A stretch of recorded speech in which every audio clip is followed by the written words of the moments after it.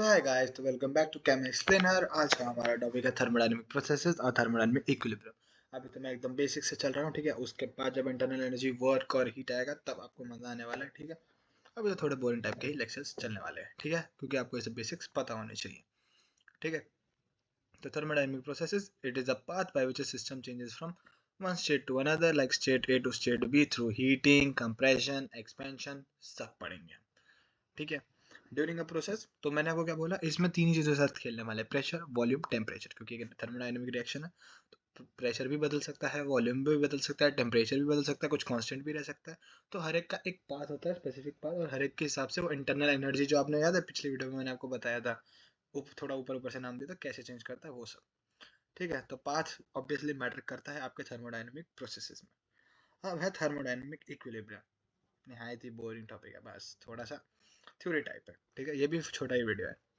A system is said to be in thermodynamic equilibrium in which no observable changes occurs in its macroscopic particles with the time, ठीक है। Equilibrium, equilibrium मतलब शांत, आप एकदम settled हो चुके, आपकी जिंदगी में इक्विलिब्रियम आ जा रहा है, ठीक है। आपको कुछ नहीं करना उस टाइप का। तो क्या मतलब, pressure constant, temperature constant, chemical composition का नो नेट फ्लो, आप एकदम एकदम बेस्ट पोजीशन में, आपके सबसे स्टेबल जगह पे हो आप अपने, तो आप सब कुछ अपना कांस्टेंट रखना चाहोगे, ठीक है। तो ये लिखा है कि a system in thermodynamic equilibrium occurs when all types of equilibrium exist simultaneously, मतलब एक थर्मोडायनेमिक इक्विलिब्रियम जिसमें सब कांस्टेंट हो, सब कुछ अपनी शांत जगह पे हो, उसके लिए ये तीन चीजें चाहिए होती है। अब वो तीन चीजें क्या होती है वो देख लेते हैं। Mechanical equilibrium, a system is a mechanical equilibrium, mechanical नाम से पता लग रहा है, प्रेशर, मतलब कि प्रेशर सेम होगा, नो अनबैलेंस फोर्स एग्जिस्ट, ठीक है।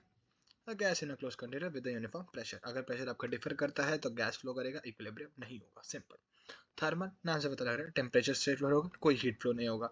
एग्जांपल, बिल्कुल two bodies in contact at same temperature से, अगर अगर टेम्परेचर डिफर किया तो हीट फ्लो हो जाएगा, इक्विलिब्रियम नहीं रहेगा। एक बार हीट फ्लो होने के बाद दोनों का टेम्परेचर सेम हो गया और दोनों में कोई हीट फ्लो नहीं है तो इक्विलिब्रियम आ जाएगा, ये होता है थर्मल इक्विलिब्रियम आ जाएगा, ये होता है इक्विलिब्रियम। अब chemical equilibrium, composition remains constant, forward and backward reaction अगर एट इक्वल रेट, नहीं आता पीछे जाओ, मैंने केमिकल इक्विलिब्रियम पे पूरा चैप्टर अपलोड कर रखा है, देखो जरूर, ठीक है।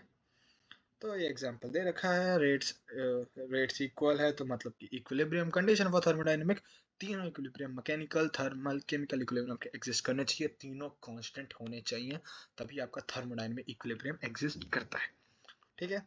तो ये थोड़ा और एक थोड़ा बोरिंग टाइप का थ्योरेटिकल कॉन्सेप्ट, पर थ्योरेटिकल चीज़ें आपको जरूर पता होनी चाहिए एज फॉर द बेसिक्स, ठीक है। So that is the end of the today's video.